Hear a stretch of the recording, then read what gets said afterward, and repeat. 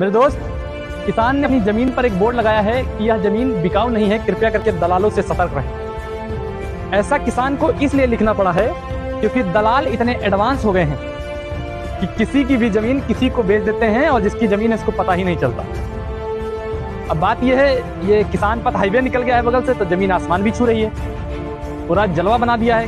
करोड़ों की जमीन 4-6 करोड़ की हो गई है। तो जब जमीनों का जलवा हो गया है तो एडवांस दलाल भी आ गए हैं मार्केट में, और ये दलाल इतने एडवांस हैं कि इस चक का नंबर होगा और उस चक का रजिस्ट्री करवा देंगे और कब्जा आपका यहाँ दिलवा देंगे, और बाद में आप लफड़ा करते फिरो।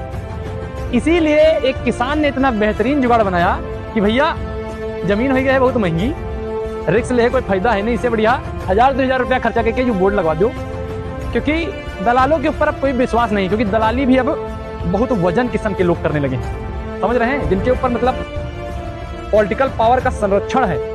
आजकल वो लोग दलाल हो गए। दलाल कहते तो बुरा मान जाते हैं, कहते हैं कहो प्रॉपर्टी डीलर, दलाल कह दो तो बुरा मान जाते हैं, परंतु काम एक नंबर नीचता और दरिद्रता का है।